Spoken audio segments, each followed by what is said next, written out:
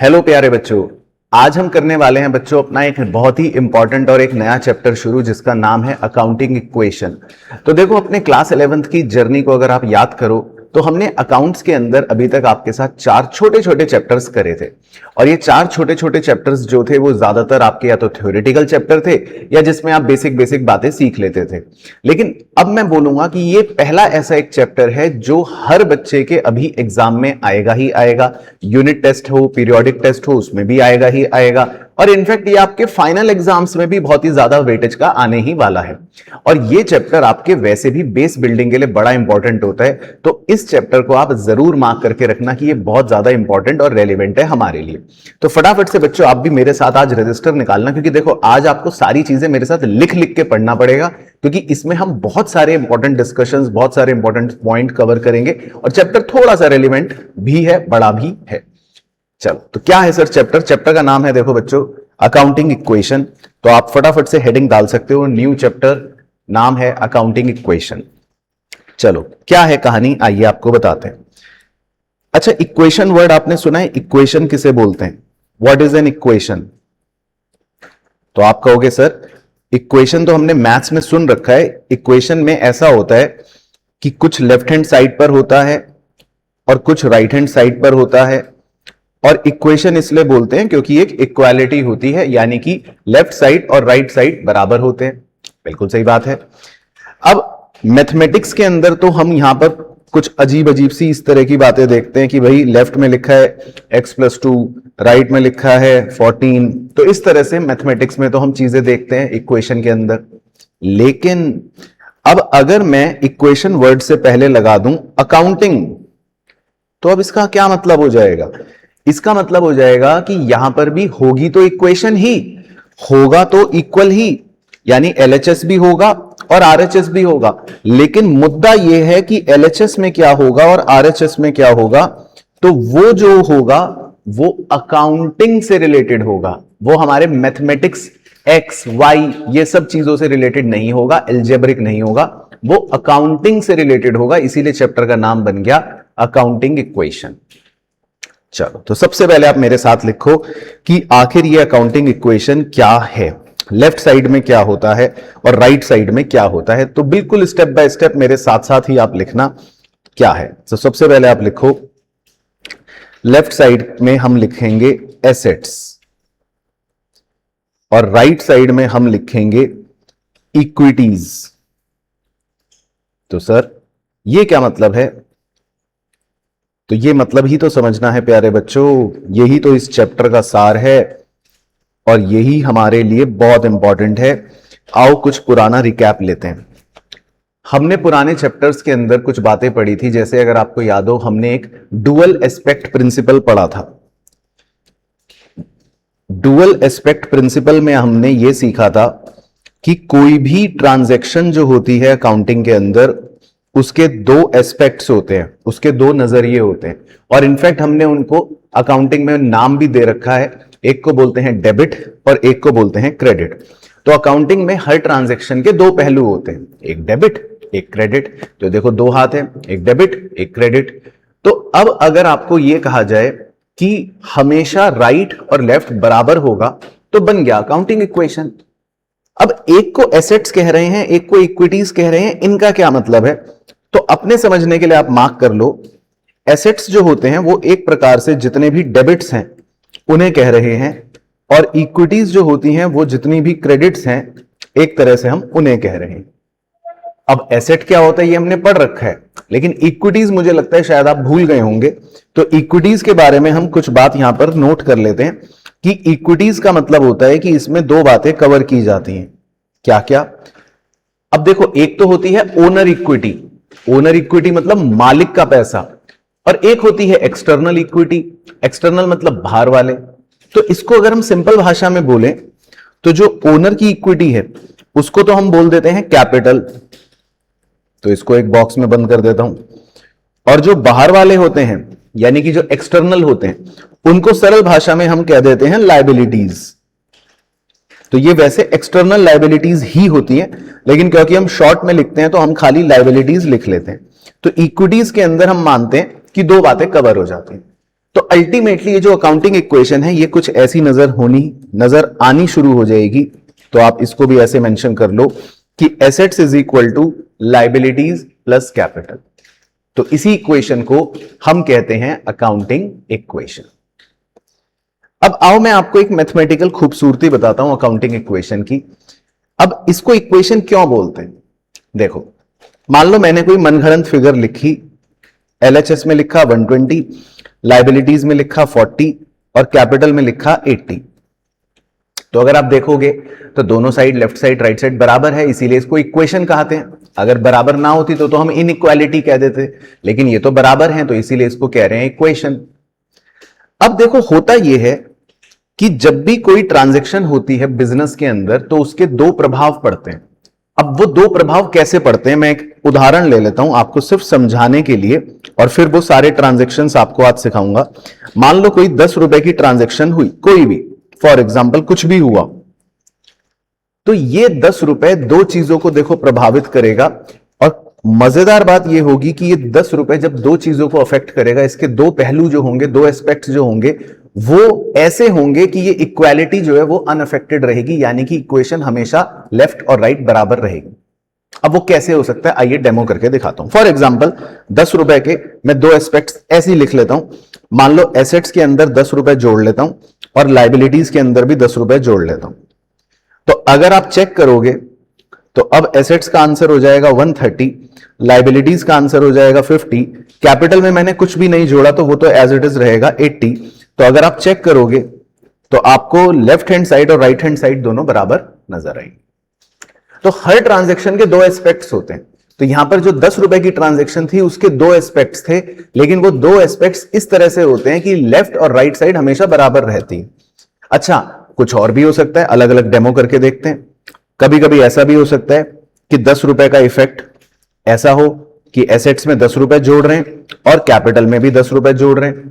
तो अगर मैं ऐसा करूंगा तो उस केस में लायबिलिटीज तो मेरी 40 ही रहेगी, लेकिन कैपिटल फिर 90 बन जाएगी। तो आप देखो अगेन एलएचएस और आरएचएस बराबर ही रहेंगे। अच्छा, कभी कभी और भी हो सकता है कि 10 रुपए की ट्रांजैक्शन के दो इफेक्ट ऐसे हो कि एसेट्स में 10 रुपए बढ़ रहे हैं और एसेट्स में ही 10 रुपए माइनस भी हो रहे हैं। तो इस केस में अगर मैं देखूंगा तो एक तरह से एसेट्स 120 के ही रहेंगे, लायबिलिटीज 40 की ही रहेगी और कैपिटल 80 की ही रहेगी। तो अगेन एलएचएस और आरएचएस इक्वल हो रहे हैं। तो पॉइंट ये समझना है मेरे प्यारे बच्चों कि हर ट्रांजैक्शन के हमेशा दो एस्पेक्ट्स होते हैं, ये ध्यान रखना है, दो एस्पेक्ट्स होते हैं। अब वो दो एस्पेक्ट्स क्या होंगे वो डिपेंड करता है ट्रांजैक्शन टू ट्रांजैक्शन, जो हम इस चैप्टर में सीखेंगे। लेकिन मूल मुद्दा ये याद रखना कि हर ट्रांजैक्शन के दो इफेक्ट रिकॉर्ड करने के बाद ये जो इक्वालिटी होती है लेफ्ट हैंड साइड और राइट हैंड साइड, ये अनअफेक्टेड रहती है, यानी कि ये आपकी बराबर ही चलती रहेगी। ये कभी भी ऐसा नहीं होगा कि लेफ्ट साइड बड़ी हो गई या राइट साइड बड़ी हो गई, ऐसा कभी भी नहीं होगा। इसीलिए चैप्टर का नाम है अकाउंटिंग इक्वेशन। ठीक है, तो ये बेसिक इंट्रोडक्शन था कि भाई चैप्टर का नाम अकाउंटिंग इक्वेशन क्यों है, क्योंकि इसमें इक्वेशन है पहली बात, और अकाउंटिंग इसलिए क्योंकि इसमें अकाउंटिंग वाली टर्मिनोलॉजीज हैं। एक बार कमेंट कर दो नीचे टाइम स्टैम्प डाल के 8 मिनट 40वें सेकंड पर, कि ताकि सब बच्चों को याद हो जाए। एक बार आप भी कमेंट कर दो कि अकाउंटिंग इक्वेशन क्या है। लिखो नीचे एसेट्स, ये लेफ्ट साइड हो गया, इज इक्वल टू राइट में क्या आएगा, लायबिलिटीज प्लस कैपिटल, ये राइट साइड हो गया। तो ये हमारा लेफ्ट और राइट हमेशा क्या रहेगा, बराबर रहेगा। That is why it is known as accounting equation. चल, अब हमारे सिलेबस में या हमारे कोर्स में आपको पता है कितनी ट्रांजैक्शंस हैं जो हमें याद रखनी है? तो सर हमें क्या पता कितनी ट्रांजैक्शंस हैं जो हमें याद रखनी है? तो देखो, हमें टोटल अपने सिलेबस के हिसाब से 14 से 15 ट्रांजैक्शंस याद रखनी है। जैसे अलग अलग ट्रांजैक्शंस होती हैं और उन अलग अलग ट्रांजैक्शंस को दो जगह कैसे रिकॉर्ड करना है, बस हमको ये सीखना होता है ना। तो हम कोशिश करेंगे कि हम 1 बाय 1 ट्रांजैक्शंस को कवर करते चलें। आज क्योंकि पहला लेक्चर है तो कोशिश करेंगे कि कुछ एटलीस्ट बेसिक ट्रांजैक्शंस को हम जरूर कवर कर लें, ठीक है ना। तो आप ऐसा करना, अब इसको तो क्लोज कर दो, ये तो अपना इंट्रोडक्शन हो गया, और हेडिंग डालते हैं बड़ी बड़ी। मैं आपको बताता हूं कि क्या क्या ट्रांजैक्शंस हैं जो हमें सीखनी है, किस तरह से उनका इफेक्ट है और किस तरह से हम अकाउंटिंग इक्वेशन बनाते हैं, वो भी आपको सिखा दूंगा, ठीक है ना। तो आप हेडिंग डाल दो ट्रांजैक्शंस। चलो, तो सबसे पहले मैं आपको ये बताता हूं कि अकाउंटिंग इक्वेशन जो होता है उसका प्रोफॉर्मा कैसा होता है। तो देखो, जब आप अकाउंटिंग इक्वेशन बनाओ तो इसमें अपने रजिस्टर को ऐसा वर्टिकल से हॉरिजॉन्टल कर लेना, क्योंकि इसमें हमको चौड़ाई ज्यादा चाहिए। क्यों सर, चौड़ाई ज्यादा क्यों चाहिए? क्योंकि देखो इसके अंदर क्या होता है, इसके अंदर ना एक फॉर्मेट सा बनता है। जैसे हम पहले तो सीरियल नंबर लिख लेते हैं, जैसे इसमें होता है कि ट्रांजेक्शन क्या है ना।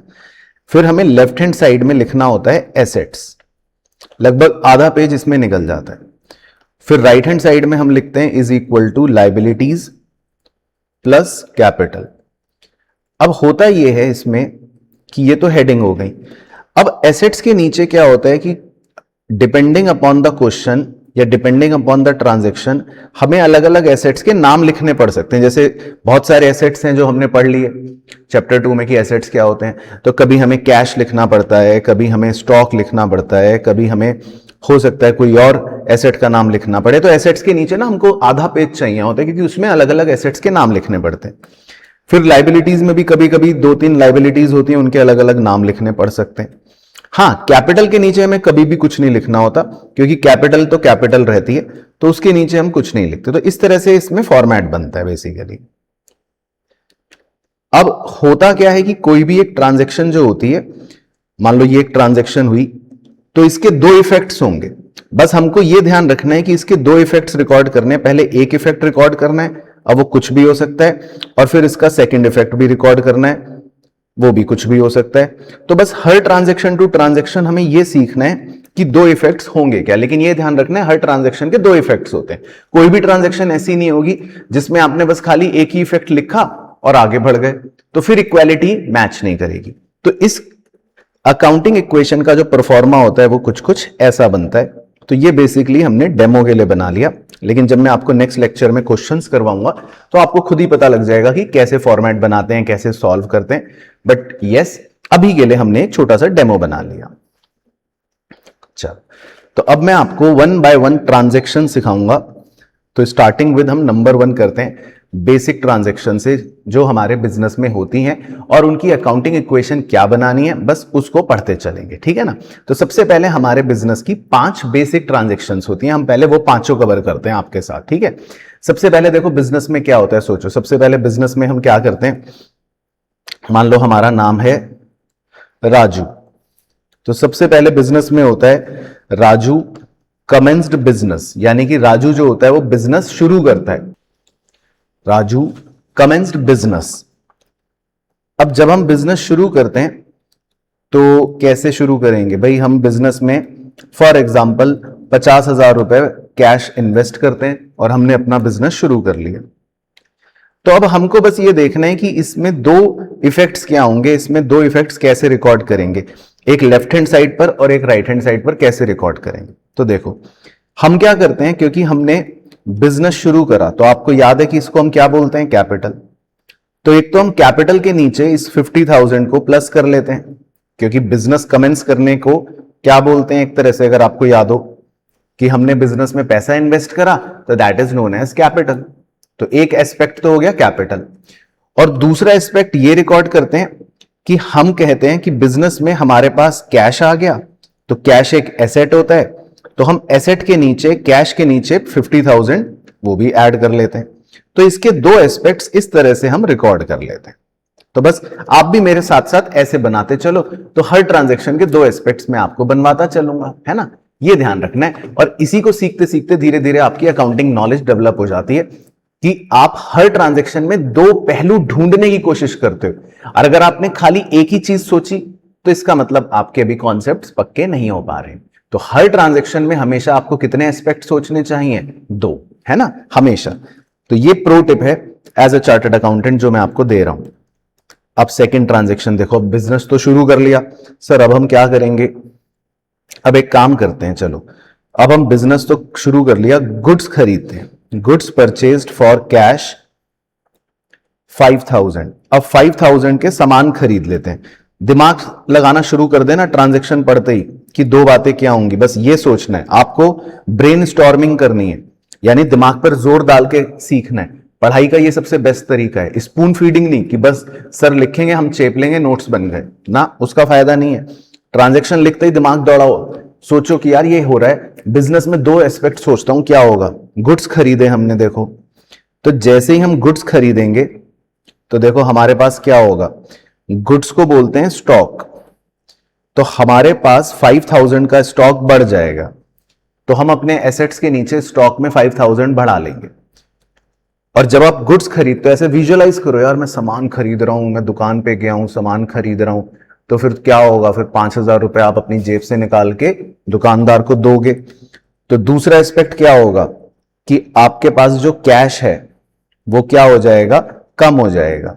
तो कैश में से 5000 देखो माइनस कर देंगे। तो बस ये दो एस्पेक्ट सोचने हैं आपको।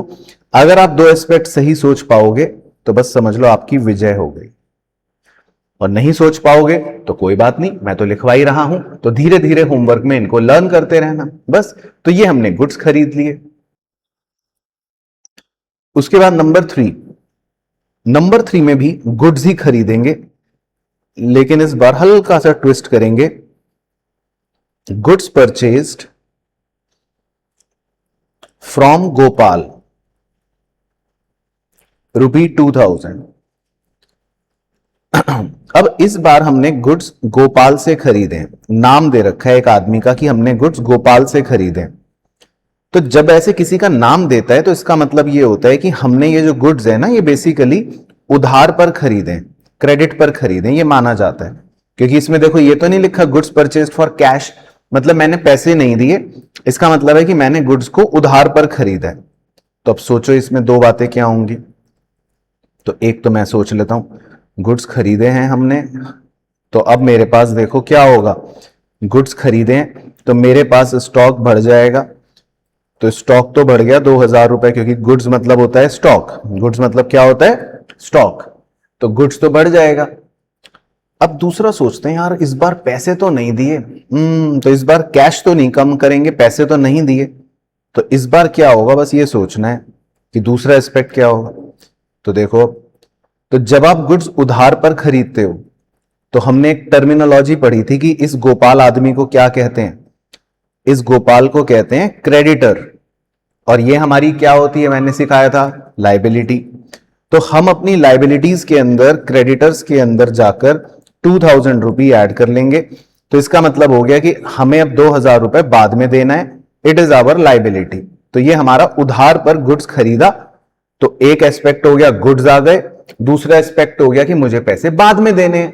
तो अगर कैश में खरीदता तो देखो, अगर गुड्स कैश में खरीदता तो उसी समय कैश देखो कम हो गया था, अगर गुड्स कैश में खरीदता तो।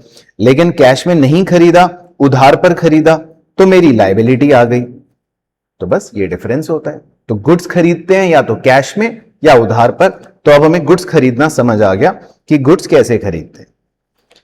अब गुड्स बेचना सबसे इंपॉर्टेंट होता है, ये एग्जाम में शॉर्ट आता है, तो इस पे स्टार बना लेते हैं कि गुड्स को बेचते कैसे।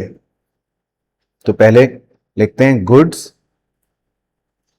Costing ₹1000 sold for cash ₹1200। सोचना शुरू कर दो, दिमाग लगाना शुरू कर देना, एस्पेक्ट सोचना शुरू कर देना। तो ऐसा ड्राइंग बनाते हैं, सोचते हैं, विजुअलाइज करने की कोशिश करते हैं। चलो ड्राइंग भी बना देता हूं। हमारे पास कुछ सामान रखा है 1000 रुपए का, अब वो हमने बेच दिया, वो हमने क्या कर दिया, बेच दिया। तो ऑब्वियसली बेचेंगे तो हम ज्यादा पर, तो हमने 1200 रुपए में बेच दिया। तो 1200 रुपए में बेचने का मतलब है कि हमें 200 रुपए का मुनाफा भी हो गया। मजे आ गए सर ये तो, हाँ मजे तो आ गए। और लिखा है फॉर कैश, फॉर कैश का मतलब है हमने 1200 रुपए में गुड्स बेच दिए और हमें 1200 रुपए मिल गए, है ना। फॉर कैश मतलब पैसे मिल गए। चलो तो मजे आ गए सर। तो अब इसमें एस्पेक्ट सोचते हैं कि क्या होगा। आइए एस्पेक्ट सोचते हैं कि क्या होगा। तो सोचो जी, तो सर आप सोचो, चलो मैं सोचता हूं। तो देखो मेरे हिसाब से जो दो चीजें तो बिल्कुल क्लियर नजर आ रही हैं। देखो मेरे पास जो 1000 रुपए का स्टॉक था वो मेरे को छोड़कर चला गया, मतलब मैंने बेच दिया, तो स्टॉक में से 1000 हटा देता हूं, माइनस कर देता हूं। और ये स्टॉक बेचकर मुझे 1200 रुपए कैश मिल गया, तो कैश में 1200 रुपए जोड़ लेता हूं। तो ये तो मुझे समझ आ गया कि भाई ये दो बातें तो होंगी। अब यहां पर बड़ी ही इंटरेस्टिंग चीज है जो कई बच्चे एग्जाम में गलती करते हैं, बच्चे मुनाफे को इग्नोर कर देते हैं, कहते हैं मुनाफा हुआ होगा, हमें क्या दिक्कत। तो नहीं, मुनाफा अगर हुआ है तो भैया ये प्रॉफिट या लॉस अगर कभी भी होता है तो हमेशा हमेशा हमेशा ध्यान रखना है कि कोई भी प्रॉफिट या लॉस होगा वो हमेशा कैपिटल को ही या तो बढ़ाएगा या घटाएगा। अब क्योंकि मुनाफा हुआ है तो कैपिटल को 200 रुपए बढ़ा देगा, क्योंकि प्रॉफिट भी तो एक तरह से मालिक को ही हमें वापस करना पड़ेगा ना। तो जो भी ये प्रॉफिट होता है या लॉस होता है ये कैपिटल को या तो बढ़ा देगा या घटा देगा। लॉस होगा तो घटा देगा, प्रॉफिट होगा तो बढ़ा देगा। तो ये मुनाफा जो है इसको जरूर आप मेंशन कर लेना, कई बच्चे इसमें गलती करते हैं। क्योंकि ये वाला तो आसान है सोचना कि स्टॉक चला गया और पैसे आ गए, लेकिन मुनाफे का क्या करना है वो ध्यान रखना है। तो मुनाफे को हमेशा कैपिटल में प्लस किया जाता है और लॉस होता तो माइनस किया जाता है। तो गुड्स बेचना इसीलिए इंपॉर्टेंट है, एग्जाम में आ जाता है। अब अगर फिफ्थ पॉइंट आपने सही कर लिया अपने आप दिमाग लगा के, तब माना जाएगा कि आप कुछ सीख रहे हो। तो गुड्स ही बिकवाऊंगा, अब दोबारा से गुड्स ही बिकवाऊंगा, तो लिखो fifth point, goods costing ₹500 was sold to Sonu. तो इस बार पहली बात तो ये कि नाम दे रखा है, नाम दे रखा है, और कितने रुपए में बेचे गुड्स, ₹400। चलो तो सोचना शुरू कर दो, जब तक मैं ड्राइंग बना रहा हूं सोचना शुरू कर दो, तब तक मैं ड्राइंग बना देता हूं। तो ये मेरे पास कुछ सामान रखा है, देखो 500 रुपए का, और मैंने इसको बेच दिया, मैंने इसको बेच दिया, लेकिन इस बार नाम दे रखा है, कह रहा है सोनू। तो देखो बस इसका पहला ट्विस्ट तो ये समझ लो, इसका मतलब है कि ये हमने उधार पर बेचा है, क्रेडिट पर बेचा है। यानी अभी हमने इसको कैश में नहीं बेचा, मतलब पैसे नहीं मिले, बस हमने सोनू को गुड्स बेच दिए उधार पर। लेकिन इस बार बच्चों कितने रुपए का बेचा है, 400 रुपए का। ओह, तो बच्चा दुखी है, बच्चा कह रहा है सर ये तो इस बार नुकसान हो गया 100 रुपए का। हाँ, तो कभी कभी हम गुड्स बेचते हैं और नुकसान भी हो जाता है। चलो अब सोचते हैं इस बारे में, अब एस्पेक्ट सोचते हैं कि क्या होंगे। चलो आप बताओ, करो भाई, कमेंट करो ना ना ना ना, कमेंट करके बताओ, नहीं तो फिर हम नहीं खेलेंगे। चलो सबसे पहले इजी वाले सोच लेते हैं, आ जाओ। तो पहले तो इजी वाले सोच लेते हैं। सबसे इजी तो है कि मैंने 500 रुपए के गुड्स बेच दिए, तो मेरा स्टॉक 500 रुपए कम कर देता हूं, गुड्स हमें छोड़कर चले गए। लेकिन अब ट्विस्ट देखना, इस बार हमने कैश में नहीं बेचे, तो अगर कैश में बेचा होता तो मैं कैश प्लस कर लेता, लेकिन मैंने तो इस बार उधार पर बेचे हैं, और आपको पढ़ा रखा है कि अगर आप गुड्स किसी को उधार पर बेचते हो तो सोनू को क्या बोलते हैं, करो कमेंट, सोनू को क्या बोलते हैं, याद है? तो जब हम गुड्स को उधार पर बेचते हैं तो सोनू को बोलते हैं डेटर, और ये भी हमारा एक एसेट होता है। तो हम अपने डेटर के अंदर 400 रुपए प्लस करेंगे, इसका मतलब है कि हमें सोनू से बाद में 400 रुपए मिल जाएंगे। अभी फिलहाल पैसे नहीं मिले, हमने उधार पर बेचा है, लेकिन बाद में हमें सोनू से 400 रुपए मिल जाएंगे, ये मतलब होता है। अच्छा सर नुकसान का क्या करेंगे? तो बस नुकसान आपने अभी थोड़ी देर पहले सीख ही लिया था कि अगर कोई भी फायदा या कोई भी नुकसान होगा तो उसका क्या करना है। अब इस बार देखो नुकसान हो रहा है, तो हम कैपिटल को 400 रुपए, वो सॉरी 400 नहीं 100 रुपए कम कर देंगे, क्योंकि 100 रुपए का नुकसान है। तो नुकसान जो होता है वो कैपिटल को कम करता है, फायदा अगर होता है तो कैपिटल को बढ़ा देता है। तो सबसे इंपॉर्टेंट होता है एग्जाम के लिए, मैं फिर बता देता हूं, गुड्स को बेचते कैसे हैं ये हमें अच्छे से आना चाहिए, क्योंकि एग्जाम में गुड्स बेचने का पॉइंट 100% आएगा ही आएगा, ये मार्क कर लो। चलो तो अभी तक क्या सीखा, जल्दी से रिकैप करते हैं। देखो हमने ये सीखा बिजनेस शुरू कैसे करना है, नंबर 1, गुड्स को खरीदते कैसे हैं, नंबर 2, कैश में भी खरीद सकते हो और उधार पर भी खरीद सकते हो, और सबसे इंपॉर्टेंट हमने सीखा गुड्स को बेचते कैसे हैं, कैश में भी बेच सकते हो और उधार पर भी बेच सकते हो। तो सबसे पहले इतना पॉइंट हमें क्लियर होना चाहिए कि भाई कैसे गुड्स खरीदने, कैसे गुड्स बेचने, उधार पर या नकद में। चलो अब नंबर 6 करते हैं। तो सर कुछ आसान वाली करवा दो, ये तो ना मुश्किल मुश्किल सी आपने करा दी थी। चलो कुछ आसान भी करा देते हैं। देखो ट्रांजैक्शन तो बच्चों कोई भी आ सकती है ना एग्जाम में, आसान मुश्किल हमें तो आना चाहिए बस, कि भाई कुछ भी आए तो हमें आना चाहिए, है ना। चलो दो आसान वाली करा देता हूं। पहला है नंबर 6 में लिख लेते हैं, एक्सपेंस पेड ₹6,000। सोचो इतने, बस एस्पेक्ट सोचने की कोशिश करना। आपने कोई एक्सपेंस पे कर दिया, मतलब मान लो फॉर एग्जाम्पल भी लिख लेता हूं, फॉर एग्जाम्पल रेंट पेड, है ना, या सैलरी पेड, या कुछ भी पेड, तो क्या होगा? सोचो सोचो सोचो, तो क्या होगा, बस ये सोचना है। तो देखो बहुत ही आसान है। जब आप पे करोगे, है ना, किसी को अपनी जेब से निकाल के पैसे दोगे, तो आपका कैश क्या हो जाएगा? कम हो जाएगा। तो एक एस्पेक्ट तो बिल्कुल सीधा हो गया कि अपना कैश जो है, एसेट्स के अंदर जो कैश है वो क्या हो गया? कम हो गया, तो उसमें से माइनस कर लेते। अब एक्सपेंस अगर है तो बस ये सोचो, ये फायदा है कि नुकसान? सोचो, खर्चा हो रहा है, तो इससे फायदा होगा कि नुकसान होगा? सोचो सोचो, तो बच्चा क्या कहेगा? सर नुकसान होगा। तो कोई भी एक्सपेंस अगर कभी भी होता है तो बस एक आप याद रखो कि एक्सपेंस होने का मतलब है हमारा नुकसान हो रहा है, तो हम अपने कैपिटल में से क्या कर देंगे? इसको माइनस कर देंगे। तो बस कितना इजी हो गया, देखो एक्सपेंस पेड। तो इसके दो एस्पेक्ट्स रिकॉर्ड हो गए, तो कैश कम हो गया और कैपिटल कम हो गई, सिंपल। अब 7th मुझे पता है आप बता दोगे, ये मैं 100% श्योर हूं, ये आप सही बताओगे। 7th में है इनकम रिसीव्ड ₹3,000, इनकम रिसीव्ड ₹3,000। अब इसमें कोई भी एग्जाम्पल हो सकता है, मान लो आपको कमीशन रिसीव हो गया, है ना, या मान लो आपको कुछ भी और रिसीव हो गया, मतलब आपको पैसे मिल गए, है ना। तो इसमें सोचो दो बातें क्या होंगी, दो एस्पेक्ट्स कैसे काम करेंगे। तो सोच पा रहे हो? हाँ मुझे पता तो है आप सोच पा रहे होंगे। तो इस बार क्या हो गया, देखो पैसे मिल गए तो कैश क्या हो जाएगा? प्लस हो जाएगा। और पैसे मिल रहे हैं तो बस ये सोचो कि फायदा हो रहा है कि नुकसान हो रहा है, तो आप क्या कहोगे? फायदा हो रहा है, तो बस तो कैपिटल में प्लस कर देंगे।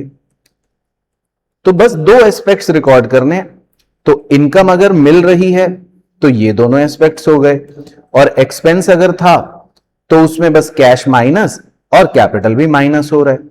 तो ये बिजनेस की बेसिक 7 ट्रांजैक्शंस हैं जो हमें आनी चाहिए सबसे पहले। तो आज हमने क्या सीखा हो, जल्दी से रिकैप लेते हैं। तो आज हमने बस ये सीखा कि भाई एक इक्वेशन होती है जिसमें लेफ्ट साइड और राइट साइड बराबर होते हैं, उस इक्वेशन की लेफ्ट साइड को बोलते हैं एसेट्स और राइट साइड में बोलते हैं लायबिलिटीज और कैपिटल। और हर ट्रांजैक्शन के कितने एस्पेक्ट्स होते हैं? 2। और ट्रांजैक्शंस कितनी है हमारे सिलेबस में? 15, जिसमें से हमने कितनी सीख ली? 7। कौन कौन सी? बिजनेस शुरू कैसे करना है, अब इसको अगले लेक्चर तक याद करके रखना है आपको। गुड्स को कैश में कैसे खरीदना है, गुड्स को उधार पे कैसे खरीदना है, गुड्स को कैश में कैसे बेचना है, गुड्स को उधार पे कैसे बेचना है, ये दोनों इंपॉर्टेंट एग्जाम के लिए मार्क कर लेना। और एक्सपेंस पे करेंगे तो क्या होगा, और इनकम रिसीव करेंगे तो क्या होगा। ठीक है, चलो तो आज इतना ही करते हैं प्यारे बच्चों, बाकी नेक्स्ट लेक्चर में करेंगे। बट हाँ, एंड करने से पहले कई बच्चे पूछ रहे थे कि सर हमें आपके इन डेप्थ, अगर इससे भी ज्यादा इन डेप्थ लेक्चर से अगर पढ़ाई करनी है फुल कोर्स की, तो क्या हम मेंबरशिप ज्वाइन कर सकते हैं? तो बिल्कुल कर सकते हो बच्चों। Hundreds of students already membership join कर चुके हैं क्लास 11th की, जिसमें पूरा अकाउंट्स और पूरे इकोनॉमिक्स का सिलेबस है, जो आप बड़ी आसानी से अपने पेस पर कर सकते हो। बाकी तो हमारी इस सीरीज को फॉलो करते रहना अच्छे से। नेक्स्ट लेक्चर बड़ा इंपॉर्टेंट होगा क्योंकि उसमें हम स्पेशल ट्रांजैक्शंस कवर करेंगे और ट्रांजैक्शंस फिनिश भी करेंगे, राइट। चलो तो आज के लिए बस इतना ही, अगले लेक्चर में आपको आगे के ट्रांजैक्शंस करवाएंगे, बट तब तक इतने ट्रांजैक्शंस रिवाइज करके रख लेना।